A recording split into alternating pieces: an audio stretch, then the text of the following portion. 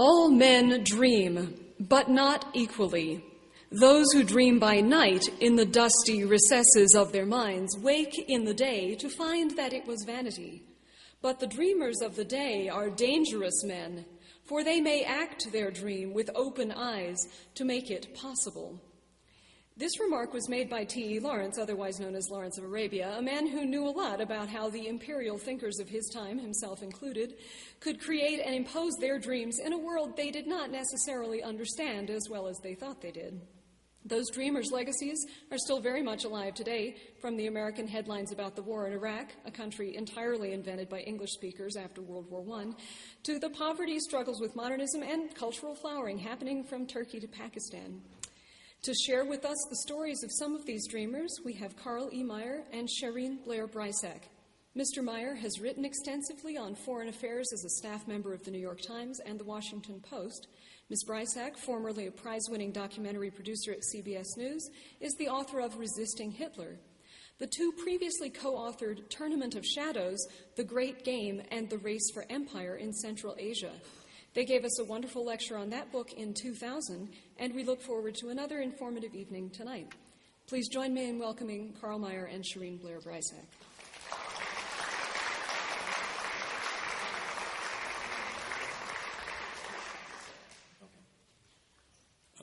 Sarah, thank you, first of all, and thanks to the library for arranging this event, and thanks to all of you for coming on such an inclement day.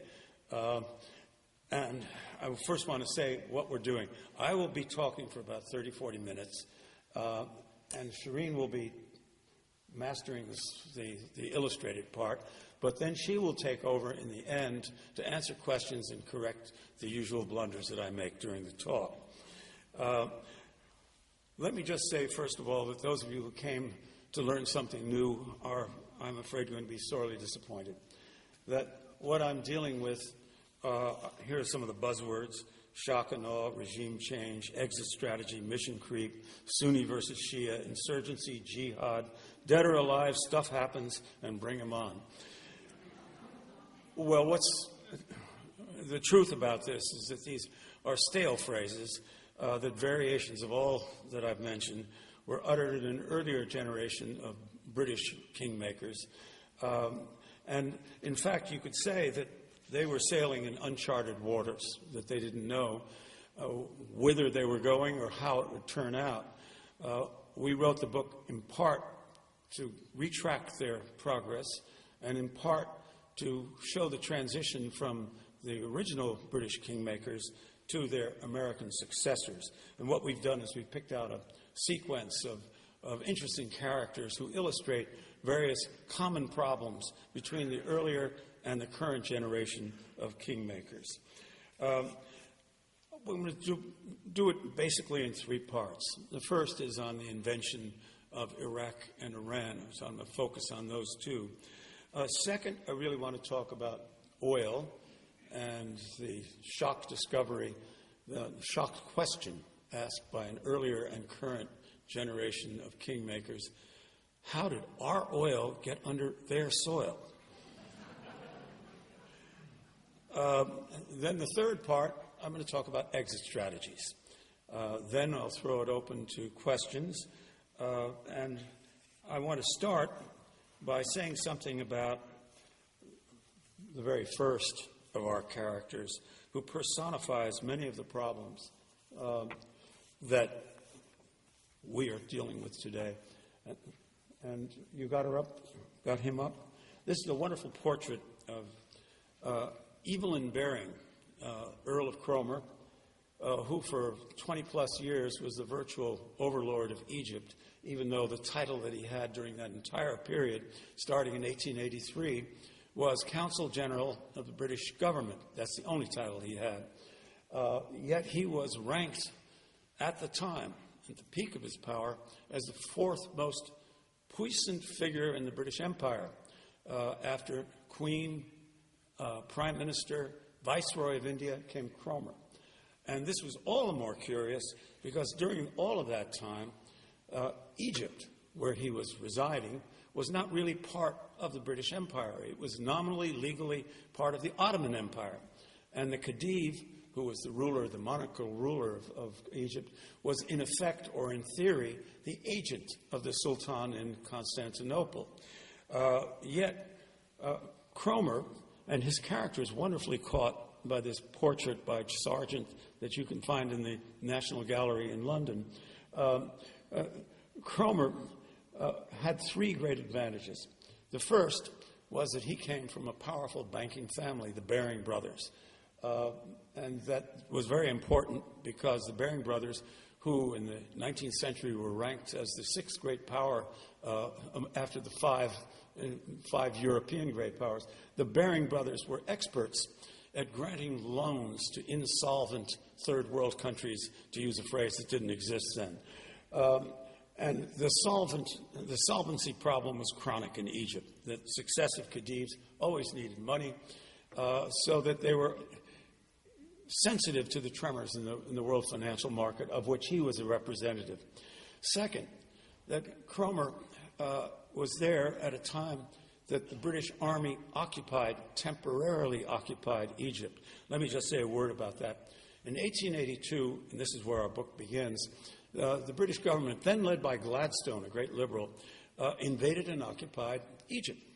And he did so for three reasons. One was that they were worried about the bondholders not being paid off because there was a colonel's revolt. A group of colonels came and took over the government and threatened the Khedive at the time, so that there was a concern about that. The second, there was the problem of the Suez Canal, that in 1875, the British acquired the majority share of the Suez Canal, so it was a British enterprise.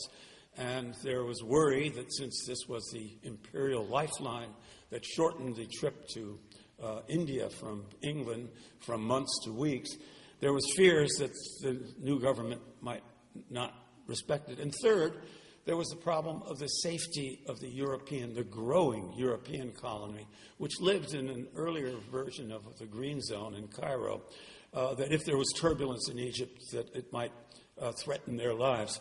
Well, what happened was that when the crisis came to a boil, we described the details in the book. And in fact, all the things I'm telling you about, you will find the details and the supporting citations in our book. Well, in 1882, fearful of all those things that I've just mentioned, they first bombarded Alexandria, then sent an army to Egypt, took over the country, and from the very first, Gladstone insisted, we're there temporarily. We're going to get out as soon as Egypt has a responsible government. Our concern is to also bring the beacon of enlightenment and progress to a country that's underdeveloped and could use our guidance.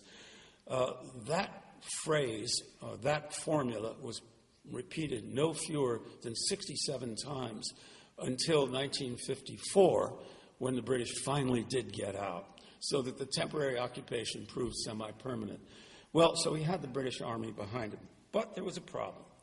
The problem was that it was all make-believe. The Egyptians very soon began to realize that their real ruler was not the Khedive or the parliament that was being elected or the ministers, that the real ruler was this man. And if you look at his picture, I think Sargent did something quite revealing here. You'll see that his left hand is kind of casually brushing his thigh. He's sitting in his study with a satisfied expression on his face. But his right hand, out of sight, is clenched in a fist. Cromer knew how to use shock and awe, threat and counter-threat effectively to see that the British got their way.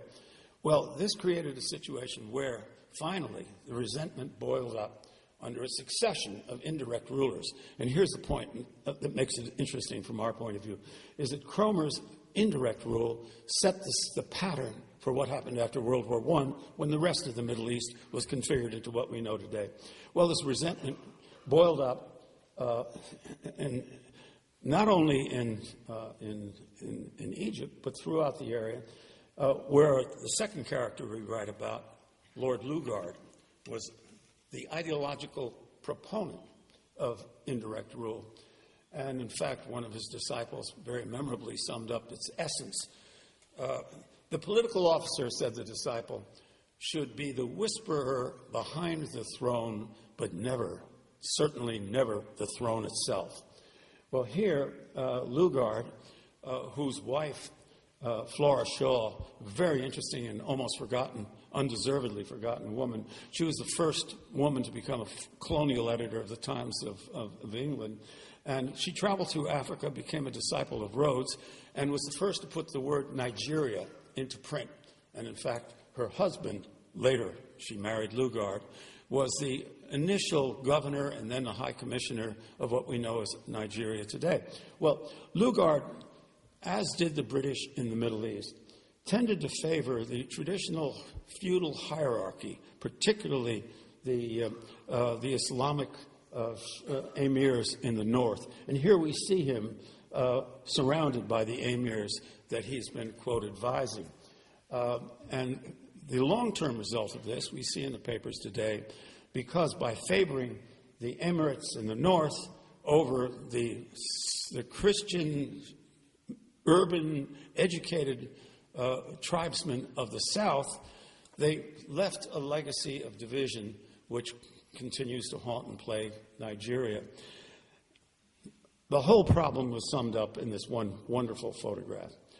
In 1954, the British finally agreed to evacuate the Canal Zone. They then had something like 80,000 troops in the area. It was their largest overseas installation. And at that time, Anthony Eden, who was the foreign secretary, he later became prime minister, made his one and only trip to Cairo. By that time, Nasser, a nationalist, through another colonel's revolt, had become the head of the nationalist head of Egypt. And when Eden was in Cairo, Nasser said, "Would you do me a favor? Come, I'd like to visit the embassy and see you there." So he came into, this is the picture where he comes into the embassy, and he said to Nasser, and Nasser said to Eden, he said, "Oh, how good it is to be in the room from which Egypt was ruled for so long." And Eden replied, "Surely not ruled, merely advised." Well, it was 2 years later you had the Suez Crisis and the final caesura that ended British predominance in Egypt.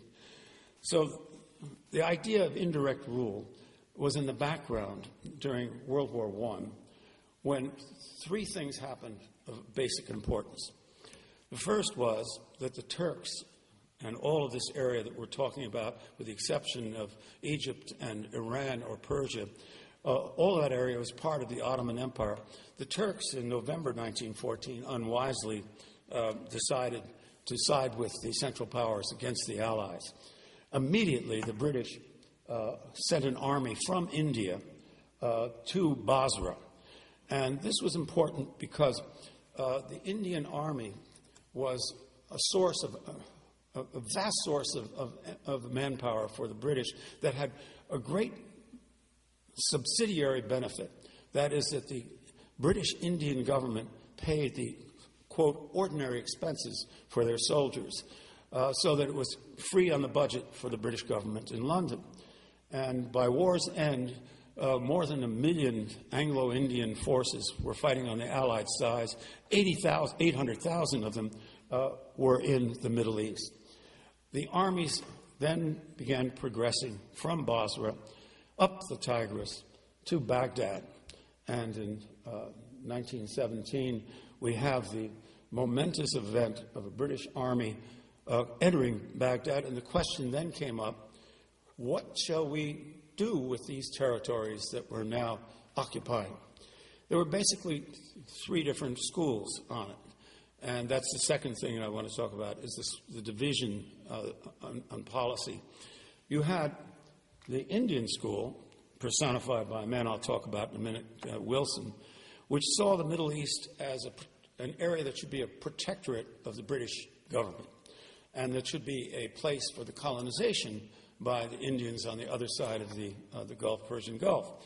The second school was in London, And in London, there was a great concern about particularly appeasing the French, who were bearing the main burden of the war. And the French were suspicious that the British had major territorial designs in the area. So in 1916, there was a secret agreement reached whereby, in order to placate the French, they were promised what became Lebanon and Syria as a post-war prize for their empire. This was kept secret at the time, but was known to the third group that was important in making policy, and that's the Arab Bureau, which was formed in 1916, and of its members, the most famous, of course, was Lawrence of Arabia. The Arab Bureau, in varying degrees and varying ways, tilted toward the Arab side. They were looking for some form of self-government, the extent and the shape to be determined later. They were hostile to French designs, and that they wanted to realize some of the new phrases that were just coming into currency, like self-determination.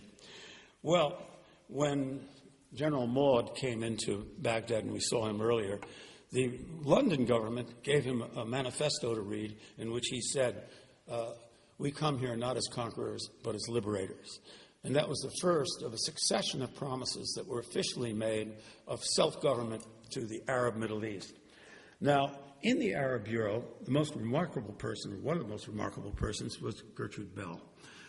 Gertrude Bell, who came from a well-established family in Newcastle. Shareen and I were there, just visited England for the publication of our book there, and we went up to the University of Newcastle. And there they have the Bell Papers. And I'll make a remark about that in a minute, but she was quite something. She was one of the brightest women in the British Empire and was the first woman to qualify for a coveted first in history at Oxford. I say qualified because before World War I, women were not able to get degrees at Oxford. It was only in the 1920s that they could get degrees, but she qualified for it. After she got out of Oxford, she became a traveler and writer about the Ottoman Middle East. She was fluent in Arabic and in Persian. She established sufficiently a reputation so that the war broke out. They brought her down to Cairo, then to Iraq, what became Iraq, where she started out, first of all, agreeing with the Indian school. Now, we earlier saw Colonel Wilson. Wilson was the embodiment of the Indian school. I have this wonderful quote from Wilson in which he describes his creed. And his creed was that he was let me just see if I can find that wonderful quote here.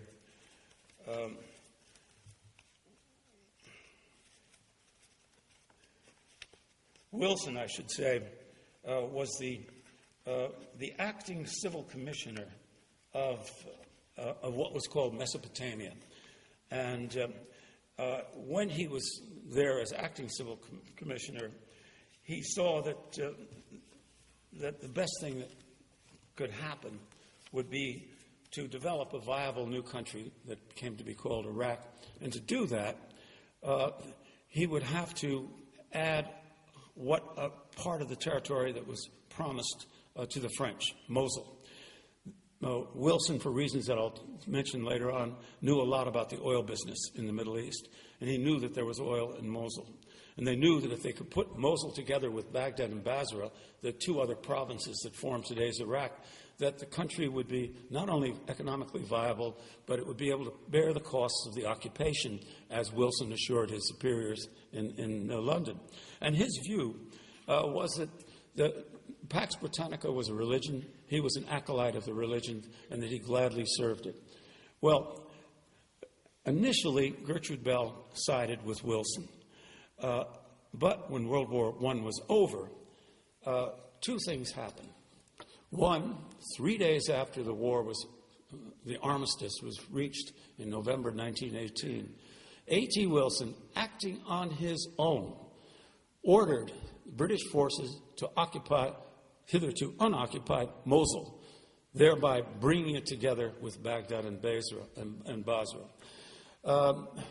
He did this fully knowing that this was an independent act on his own, but that he hoped to convert the British government to his view that it was essential to do so. The second thing that happened was that there was a Paris Peace Conference. Wilson, Lawrence, Bell all went to Paris for the Great Peace Conference after the war. And there, Wilson persuaded Prime Minister Lloyd George that Mosul should be added to the other two provinces to form Iraq. Lloyd George agreed. He got Clemenceau's support for it, and that's what happened. Meanwhile, Gertrude Bell was going through a transformation.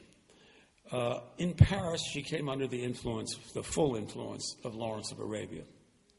And she felt that the future for the new country that would be called Iraq should be under the Hashemite dynasty. The Hashemites were the traditional dynasty, the Sharifs that protected the holy cities of Mecca and Medina, and that the British would find one of the sons of the current Sharif, Sharif Hussein, an ideal candidate, Faisal was his name, as the new king of Iraq.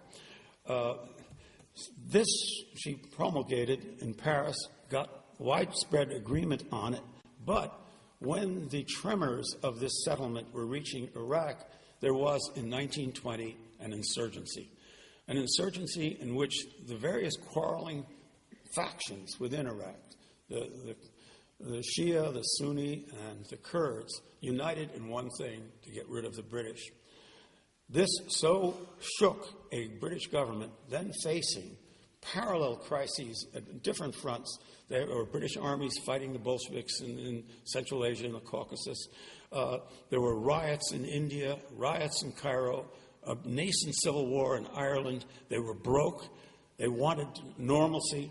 So they turned to a person that they thought could resolve all these problems, the person being Winston Churchill, who at that time was a colonial minister. Churchill then convened in Cairo in 1921, the Cairo Conference, and here we see the picture of Churchill, who was in the middle. There's Gertrude Bell, and to Gertrude Bell's right is T.E. Lawrence in mufti, and to her left is Winston Churchill, who stumbled a bit when he dismounted the camel and was mercilessly teased by Clementine as he unable to dismount gracefully. Churchill presided over what he called the 40 Thieves. These were all the officials that were concerned with the future of the Middle East. And at that meeting in Cairo, lasted 2 weeks, and 3 big decisions were made. The first was to create something called Iraq, and that the Hashemites would be the chosen instrument to rule it. Second, they created a new kingdom. In fact, Churchill later wrote that he created Transjordan on a fine sunny afternoon with a stroke of his pen. And that was a kingdom that would be created for another of the Hashemite family, the older brother of Faisal, Abdullah. The third thing is that they went ahead with a promise that they had made in the closing days of World War I, the promise being the Balfour Declaration, which pledged a national home for the Jewish people in what was then called Palestine.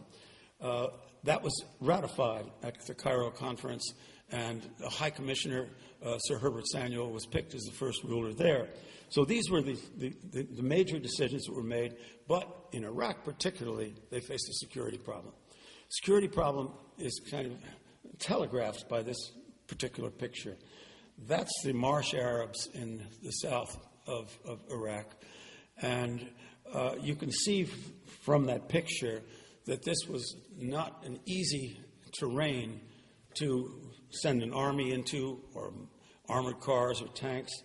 And the other parts of Iraq were also inhospitable to conventional warfare. So the British, and this was Churchill's great decision on this, in order to both save money and to impose their will, effectively relied on air power. And the air power was used very effectively. One of the ways that they, shock and awe, worked was that they would have a meeting of various tribal peoples, tribal leaders, and they would have a demonstration showing what air power could do. If the demonstration did not take effect, and if the payment of taxes did not result, and that was one of the major problems the British had, was collecting taxes. Then there would be a dawn raid on the villages themselves. Well, the long-run result of this was to sow a great deal of bitterness about the presence of the British, military presence of the British, particularly, and this takes us right down to practically this morning's paper, on the question of the immunity, the legal immunity of the troops that were at British bases. In 1930, Iraq was nominally named, became an independent country, but the British retained their bases, and they retained their what we would call a status of force agreement, whereby their troops would not only be immune from local laws, but wouldn't have to pay taxes. This created the long-term resentments that finally exploded in 1958, when there was another colonel's revolt, and the Hashemite, the great-grandson of Faisal, was slaughtered in his palace. But there was another factor in all of this. I'm sorry, which picture of this? Is this Fisher? No, this is the Faisal Ah! coronation. I should mention Faisal I's coronation because this was orchestrated by Gertrude Bell, whose office, she was the Oriental Secretary to the British government in Iraq. And when we were at Newcastle, I had to say there was one of the letters that I actually saw that there. It was fascinating. It was to her father, Sir Hugh Bell. And she said, "Father, I need your advice immediately. Here is the design for the Iraqi flag that I've made. Can you tell me if it's heraldically correct?" And so there you have a sense of how not just the faces, but the symbols of the Iraqi monarchy were devised, invented, quite literally, by the British. And here you see, like this picture, the modus vivendi that Gertrude Bell had in befriending. She favored, as did the British, the urban clerical elite, the traditional tribal structure in Iraq. And this was a picnic she had in which King Faisal was right there. And are there other personages present there, Shareen?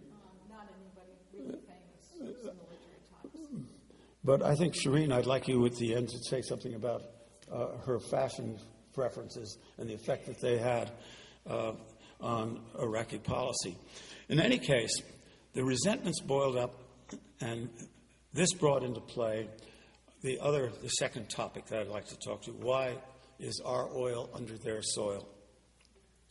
This year, there were two great anniversaries that went practically unremarked. The first anniversary was May 1908. May 1908, the scene is the Zagros Mountains of Persia, and here we have a picture of the event. This was the first great oil strike in the Middle East. This was the first hint of the vast sea of oil that was under the whole region. And as it happened, A.T. Wilson, later the territorial architect of Iraq, was present as a British officer, a young British officer, and practically the first thing they did when this gusher spouted was to circle the derrick with Bengal Lancers as if it were part of British soil. Now, there was a reason why the British were so concerned about Persian oil, and the reason is summed up by these two people. That's Churchill, and next to him was an extraordinary man, Jackie Fisher, who was the first Sea Lord at that time when he was with Churchill. Fisher was a reformer, and one of his targets in transforming the British Navy was to transfer from coal to oil. The reason this was important was, number one, that you didn't have to have tenders bringing out big rafts of coal to their capital ships. The oil was more compact. Number two, you didn't need stokers and all of that. And number three, it was more fuel efficient, and you could go faster with oil. This was in the early 20th century that they began the conversion of their capital ships, i.e. the battleships and dreadnoughts, from coal to oil. And there you see Churchill and Fisher together. And the fruition of this combination occurred just shortly before the outbreak of World War I, when, at Churchill's instigation, the House of Commons voted to vote the funds to take over the Anglo-Persian Oil Company so that it would have majority shares, would be in British government hands. Now, the reason that this was important was that during World War I, the British did not have ready access to any oil in their own imperial territories. They were very much reliant on what they could find in Persia. And in fact, the Anglo-Iranian Oil Company became the biggest overseas resource in the empire as the years went by. Well, when World War I ended, the question came what to do about Iraq's oil. And in Iraq, there was already a sense that there was going to be a lot there, and it was A.T. Wilson, as I've mentioned, the same fellow who was there in the Zagros Mountains, who saw to it that Mosul was added. And here we come to a fact that underlies so much of the problems in Iraq today in negotiating a new agreement on oil, that the British organized the Iraqi Petroleum Company, IPC, which they controlled. And they turned to the new government that they'd helped establish. And they said, look, when the government said that they wanted to buy 22% equity in the IPC, the British said, no, we don't want you to have to trouble yourself with all the management problems and decisions. We'll take care of that. What we'd like to do instead is to pay you a royalty on oil that we actually take out. And if there's no oil there, we'll give you a loan against an advance, against future royalties. Well, grudgingly and resentfully, the Iraqi government accepted this. And in 1930, the IPC lent Iraq 300,000 pounds, then a princely sum, against future royalties. At the time, there was such a glut of oil on the market, there was no royalties coming in, so that they had to keep renewing the loan, which made the Iraqi government a hostage of the company that was on its soil and that they nominally were supposed to come. Now, all of this was watched with great interest by the Americans who wanted to get into the Middle East oil business.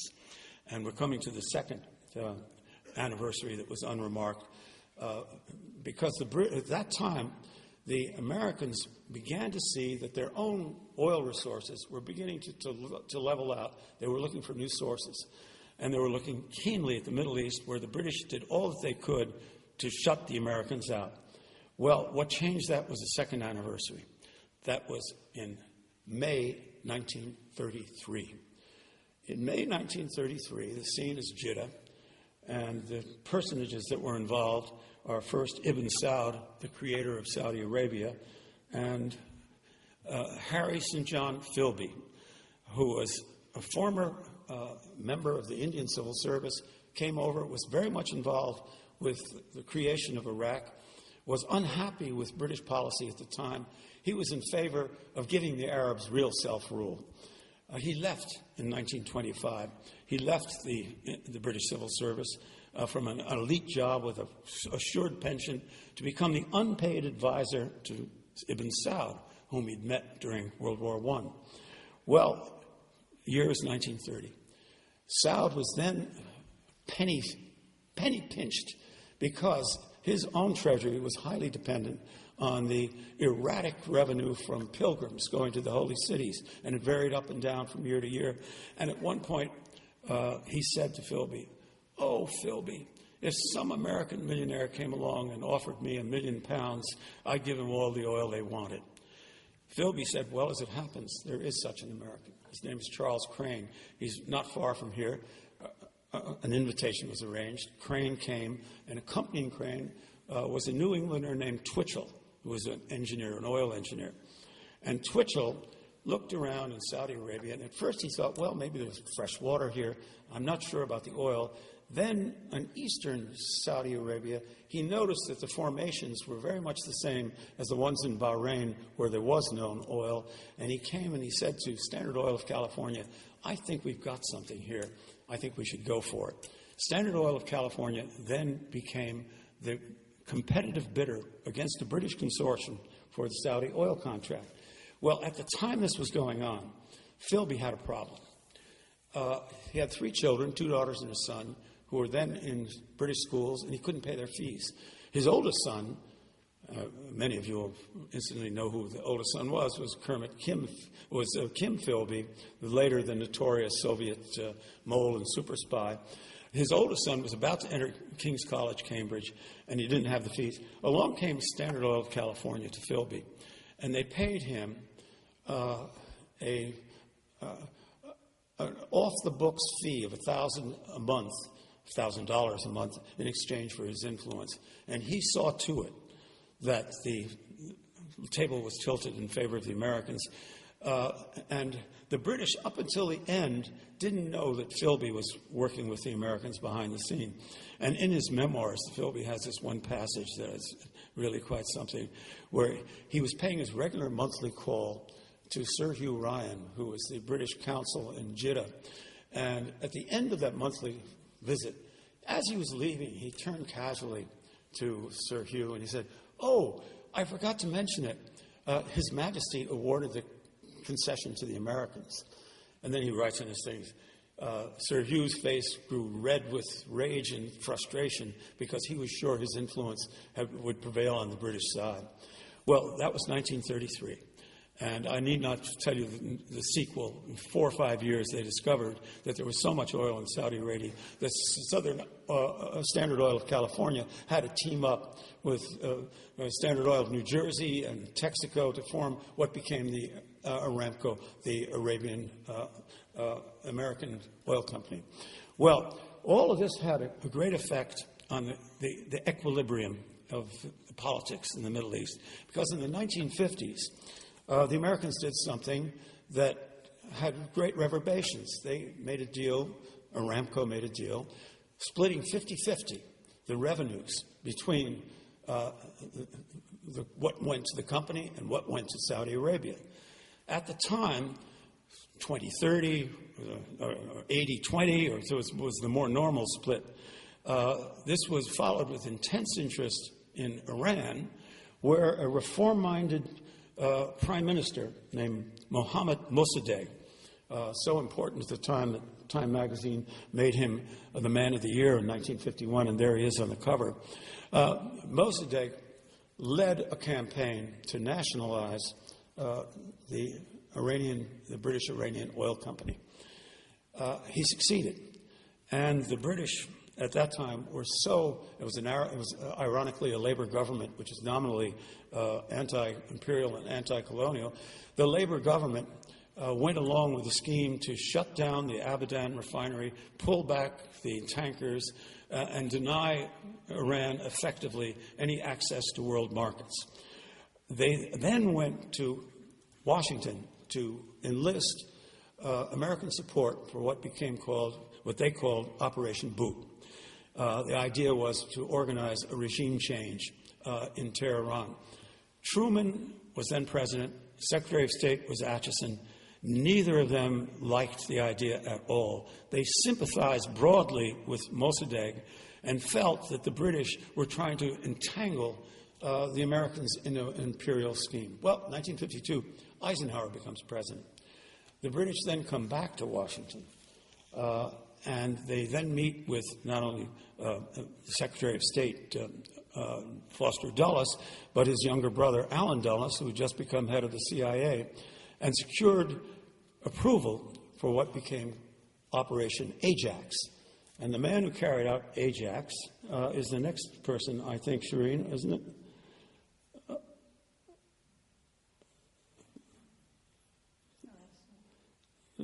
Kim Roosevelt? Get it to go forward on here. So, did we pass? no, we didn't. It's just one. Okay. You'll have to do without his picture. It's in the book. It was Kermit Roosevelt, the grandson of Theodore, who was the Middle East. There he is. He was the Middle East director of the Central Intelligence Agency. And he was an enthusiastic believer in using American leverage in unilaterally, if necessary, in partnership, if possible, and he made a deal with the British that they would jointly bring about a regime change in Tehran. So in 1953, in the summer, he arrives in Tehran with 2 suitcases filled with $100,000 in small Iranian bills.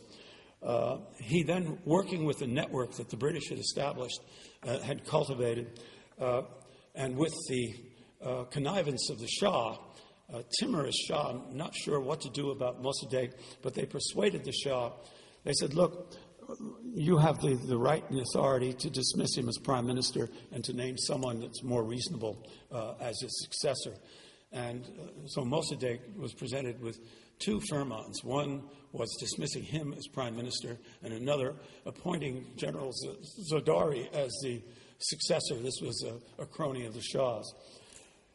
Mossadegh then confounded the plan by saying, I don't believe the Shah signed this. It's a forgery. It's a trick. And mobs besieged the streets of Tehran. And the Shah, fearing that his life was in danger, along with his empress, flew first to Iraq, then to Rome. At that point, nervously, the CIA felt that the whole thing was falling apart. But Kim Roosevelt had up his sleeve the $100,000 in small bills and a network of peoples, and he organized a whole series of street demonstrations. And every night, just to soothe himself, he would play Luck Be a Lady Tonight on the gramophone. And then finally, the army, which had been neutral in this and was wavering either way, the army came down on the Shah's side, and they arrested Mossadegh, put him under house arrest, and the message went to Rome, where when an AP reporter told the Shah that the people had thrown out Mossadegh, and he turned to the reporter and he said, I always knew my people loved me. He got back to Tehran, and at the palace, he met with Roosevelt, and he said, I owe my throne to God, the army, and to you. This is a history which is known to every Iranian, and it's a history which we tend to forget when we are confronting a proud country that for more than nearly 2 centuries was under the dominion of either the British or the Russians and then the Americans, and resents the idea that their proud nation, and of the nations in the Middle East, I would say that the Persians are distinct in that they were not invented by us or anybody else. We may have helped form the governments, but the nation was there with an imperial past. So anyway, that's the background of the troubles we're in today. So then we come to the troubles today.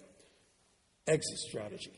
Well, in our own looking at what the British did, we found that there were basically 3 models. Model 1, we just saw in Egypt. You get kicked out. There's a popular revolt, and this happened in Iraq when they overthrew the monarchy in 1958. The British were told go. That's the harsh model, and this was what happened to the Americans in 1979 when Khomeini came out of exile and formed a new government. Second model is we'll pull out, and it's not our problem anymore. We can't do anything about it. And this was what happened in Palestine in 1947-48, when the British Army was coping with a civil war between the Zionists and the Arabs, in which 110,000 British troops, that was a tenth of their whole army, was fighting a thankless war, shot at by both sides, in a country smaller than Wales. Bevan, the Prime Minister, the Foreign Secretary at the time, Bevan said, it's not our problem anymore. Let's turn it over to the United Nations, the newly formed United Nations. That's what happened, 47. Well, after the United Nations voted for a partition plan, which was accepted by the Zionists but rejected by the Arabs, you had in 48 2 events, the declaration of Israeli independence in May and the invasion by all the Arab neighbors of the state, beginning the conflict, the end of which no one yet can see the insight. So that's the second thing, is you just pull out and leave it for the antagonist to do it. The third model was Jordan. Well, in Jordan, the British, after creating the Kingdom of Jordan and installing its kings, formed the Arab Legion and officered it with its officers. And an interesting thing happened is when King Hussein succeeded his grandfather to the throne, and he was 21 years old, the first thing he had to do to establish his authority was to show that he was not a tool of this British army, the Arab Legion. And he then gave the commander, Glub Pasha, 24 hours to leave the country. And this was the spark that so infuriated Eden and the British that led to the Suez Crisis of '56. After that, Hussein, having done that, settled down, and amicable relations were restored between the British and the Jordan. But one has to always remember that Jordan was unusual in this respect. It had no oil. It was mainly deserts. It was a country that was strategically important from a geographical point of view, but not from an economic point of view. So those are the models that we face, and that whoever is president in January will face in January.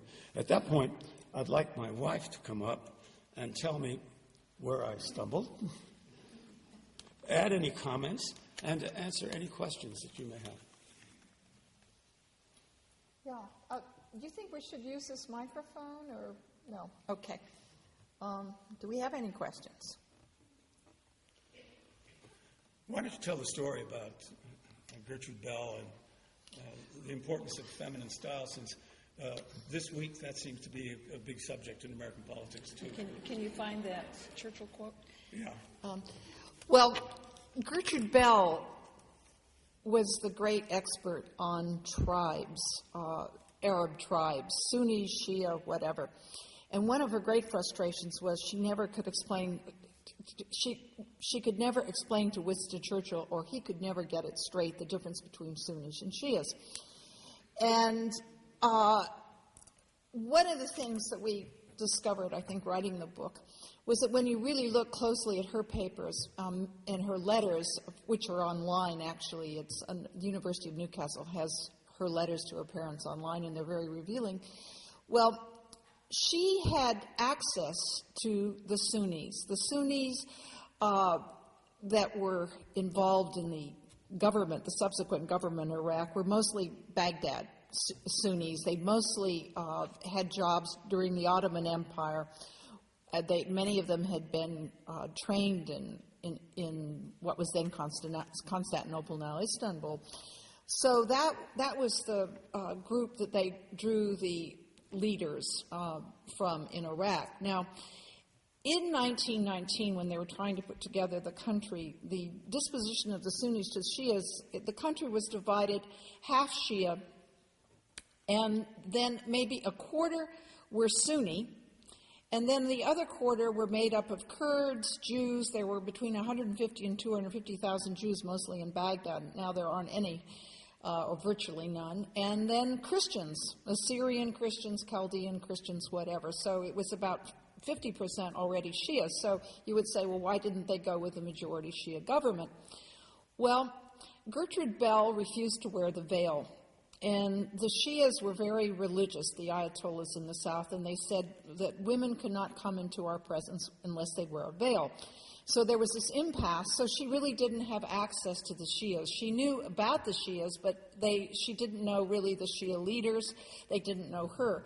So I think the outcome might have been very different. Now, of course, the country's divided into it's about 66% Shia, and the rest of the country is divided between the Sunnis and the Kurds, so they're even more of a majority now than they were before, and of course they've been the big winner of the war that we've staged in Iraq. Here's the Churchill quote. Oh, yeah, this is the quote. Churchill, in 1921, this is about the time of the Cairo conference, confides to his chief aide, Let me have 3 lines as to Faisal's religious character. Is he a Sunni with Shia sympathies, or how does he square it? Which is the aristocratic high church and which the low church? What are the religious people at Karbala? I always get mixed up between the two. And I think this is her second thoughts. Well, I think we can. This is, unless you want to read it. I wanted, because Gertrude Bell, who sadly evidently ended her own life with an overdose of sleeping pills in the late 1920s, became disenchanted with the kingdom that she had helped invent, because it very soon became apparent that the one way for the new king to get his subjects to stomp in loud hurrahs was when he attacked the British. And so in 1921, Gertrude Bell wrote to her father, I suppose we've underestimated the fact that this country is really an inchoate mass of tribes that can't yet be reduced to any system. The Turks didn't govern. We've tried to govern and failed. At the back of my mind, there is a firm conviction that no people likes permanently to be governed by another. Now we're trying to foster nationalism, but I'm always ready to admit that nationalism, which is not at the same time anti-foreign, is likely to be a plant of weak growth. King Faisal walking hand in hand with us will not be so romantic a figure as Faisal leading a jihad. And this is a history in back available. I have to say that the Gertrude Bell letters are not only available online, but there's a search mode. So if you wanted to put jihad in and find out what Gertrude Bell over a period of 15 years was saying on the subject, all you do is press a button. So this was not a state secret. These were the kind of wisdom that was so sadly lacking, I think, in the conception of or the present mess that we're in Iraq. Yes. Yeah, I'm thinking about sort of Karen Armstrong macros going back hundreds of years in the colonial period of France.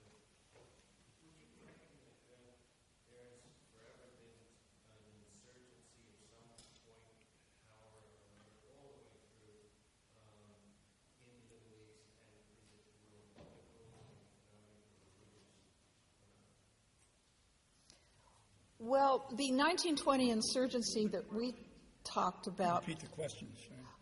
he wanted to know about the insurgencies and what the basis were. That was it economic, political? What happened with these insurgencies?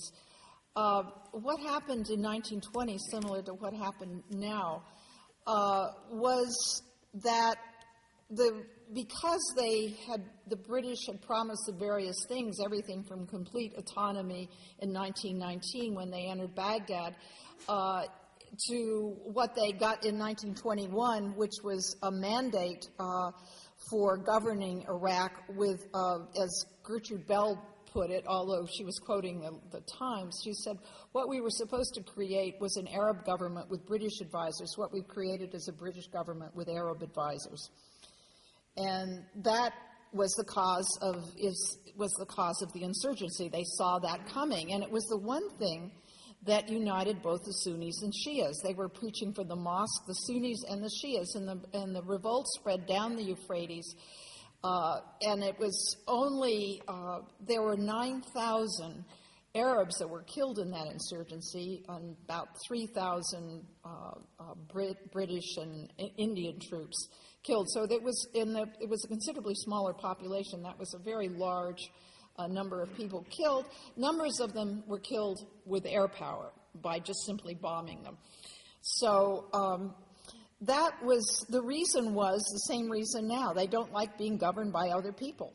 So I think it's more political than economic. There was a disparity. The money was, as it is now, was more in Baghdad than the rest of the country. The rest of the country of Iraq, although they had quite a healthy agricultural, then they were an exporter of grain. They now don't export grain, but they have other things that they do. But there was a real disparity between the in 1919 between the country Arabs and the city Arabs in Baghdad. Mosul wasn't such a big city then. So there was an economic disparity, but they were united in resisting the British. It didn't have to do with their economic dissatisfaction at all. Can I just add a point, though, about whether this is intrinsic to Islam? I think that, first of all, you have to say that when it comes to fighting savage wars, that the West can hardly hold itself up as a model for the rest of the world. The world has had these. And that there have been long periods in the Muslim Middle East of stability and peace, that Baghdad in the 12th and 13th and 14th century was far more civilized a place than any city in Europe. So that depends on where you're looking, you can make a lot of different arguments about the relations between religion and violence, but there is no one single rule that can explain why people kill each other. Yes. Assume that next Wednesday or Thursday you get a call from the new president's office, knowing that you were so familiar with this material, asking for your best advice as to how to move forward in Iraq. What would your solution be? The solution would be for the Iraqi parliament and the Iraqi government to work out an agreement for our withdrawing from the country. And that, in fact, is, in theory, what we're supposed to be doing now, that the Prime Minister Maliki has talked about a timetable for withdrawal beginning next year with withdrawal from the cities, so that the new president already has a blueprint on the table for carrying it out. This is admitting that there are all kinds of complexities and things that could go wrong, but one can be moderately hopeful that a new president coming in without bearing the burden of having the past in this can open a new chapter that might have a better outcome. Although there are two great sticking points. One is the oil law, if you saw the paper today, because the oil is mostly in the north, and the Kurds don't want to allow other people to have that revenue. And the other thing is the status of forces agreement, that they don't want to allow our troops there to be immune from prosecution. If they commit a crime against an Iraqi, they want to prosecute them. And now it looks like they're actually trying to they're using the timetable, which they're supposed to have some agreement by the end of December, and they're using that timetable to try and force the Iraqis to sign on to this agreement. And using the threat that we'll just leave. And of course, if we just leave in December, it'll be a disaster. It'll be civil war. So that this is the threat. Yes. The Shah ran, at times it's described as a very glamorous man, at other times a very evil man. How much responsibility and how much damage did he do during his rule? And is that partially responsible for what's happening now? Which, you mean the We're father? talking about the Shah, the last Shah, Mohammad Reza's Shah. There were two Shahs. And there are many more Shahs, but of the current crop, the Shah that we knew, which was Mohammad Reza, and his father, who was put on the throne by the British, Reza Shah. Mohammad Reza Shah, our Shah, was not the worst of all the despotic rulers, but the problem is once they got a hold of some oil revenue after they threw out Mossadegh, and the Shah got a little better arrangement, better terms from what is now British Petroleum, was then Anglo-Iranian. There was something called the White Revolution, and he bought a lot of hardware from the U.S. That's basically what he did with the oil money, is buy missiles, the latest aircraft, similar to what we've sold to the Saudis, that kind of thing. And it didn't go into the pockets of the Iranian people. There was a certain amount, there had already been a lot of land distribution, but a lot of the land ended up into aristocratic hands. So that really wasn't very successful either. Whether he was truly evil, his Sabak, his intelligence forces were truly evil. Now it looks relative. I mean, they employed torture and everything like that. But I think, going back to what the current president could do, or the soon-to-be president could do, the best thing he could do was close down Guantanamo.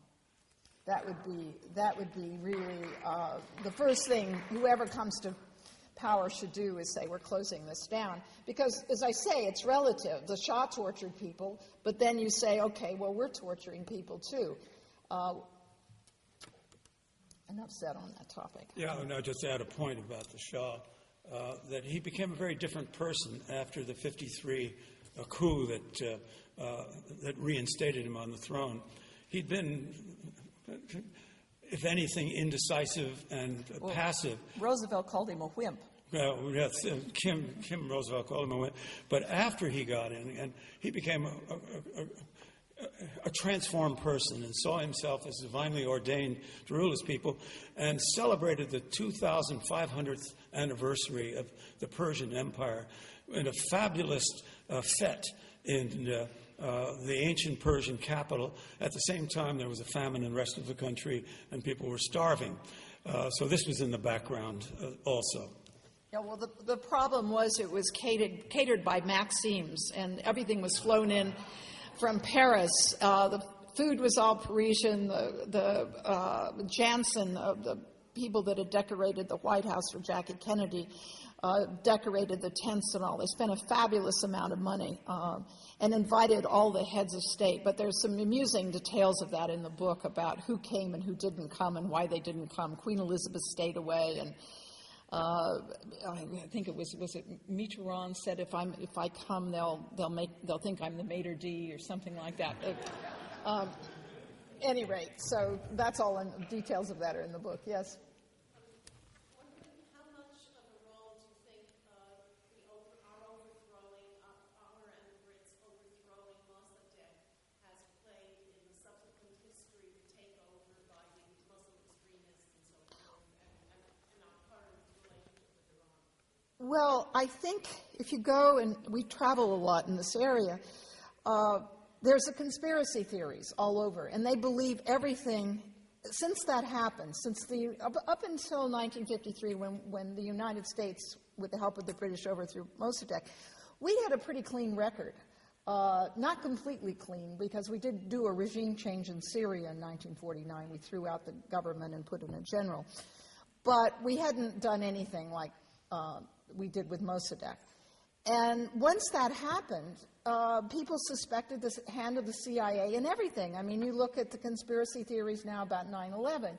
At the 9/11, a lot of people believe, and we go around doing book talks, and we usually get a question about the Mossad and the CIA doing 9/11. So I think that's a very powerful thing in the Middle East. Everybody in the Middle East knows about our throwing out Mossadegh and does suspect an evil hand of the United States, and before that, the British.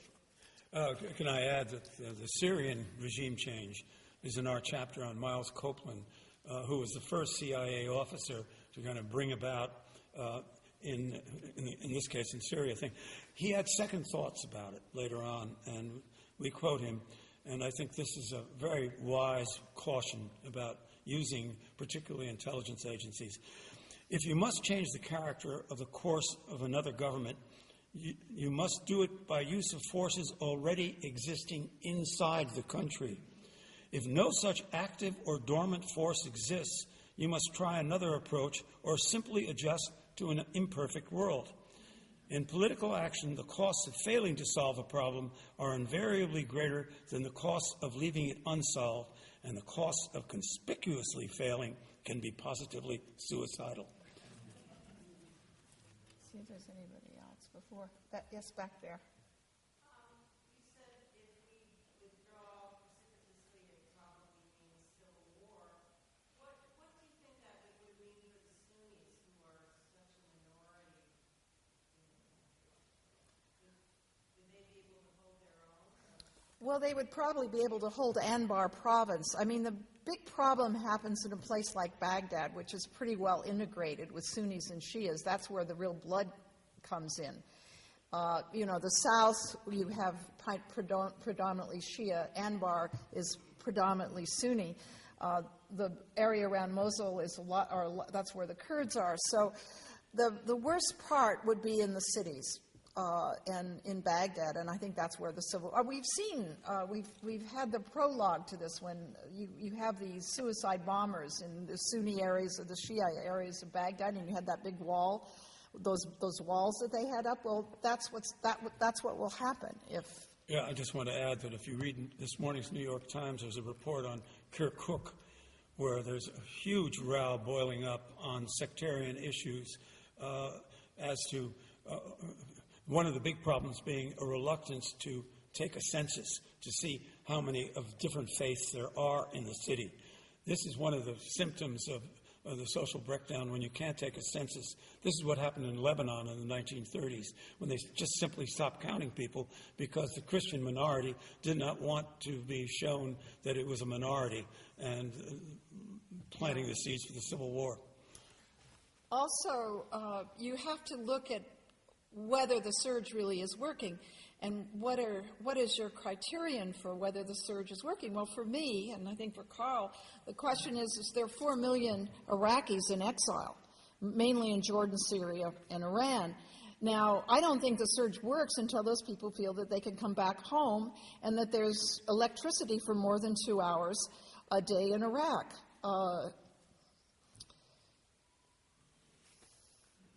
Yes? Do you think it's a possibility that the three groups can work together ever? Or was that, I guess Bell didn't think so. You know, it so much depends on leadership, that if you have someone who is going to play the nationalist chauvinist card, yes, they're not going to work together. But there's always the potential of someone that will rise above this and will say we have a common interest in living together in peace. And that's happened, too, in the Middle East. So that it's not predestined to go that way. And I think that part of the problem is when outsiders back one faction or another in these situations, rather than letting people sort out their problems by themselves. Yeah, I mean, if the Saudis should come in on behalf of the Sunnis and the Iranians come in on behalf of the Shias, and then the Turks decide that they can't let the Kurds have any sort of autonomy, and then you have the Syrians who could also mess around in there, that would be a disaster. And that's what happened. They're in a really dangerous neighborhood, Iraq. That's the mother of all nightmares, because then you have a problem that there are Shia minorities right through the Persian Gulf, and if you have a region-wide civil war, that would be the disaster, the nightmare that really hangs over any efforts to resolve these issues. Yes? Early in the Iraq War, there was talk about dividing the country between Kurdish, Shiite, Yeah, this was Joe Biden co-authored with Les Gelb an op-ed in the New York Times saying that. Biden hasn't mentioned that recently. He's changed the subject. And I think the problem that I think Biden himself came to realize is that in a place like Baghdad, where the people are living cheek by jowl, that the only way you could bring about that solution would be ethnic cleansing, which is not an acceptable thing. So in theory, it may look good. In practice, it's a nightmare. Yeah. This will be the last question. Okay. Thanks so much for helping us with a little historical perspective. We all get caught up with the CNN news cycle, and we don't get Jeopardy. So you've given us a lot of that. I'm always amazed by our ignorance as being outsiders, fooling around in places maybe we should have never gotten in the first place. And I think back, I can't remember Danny Yergin's book about oil. The prize.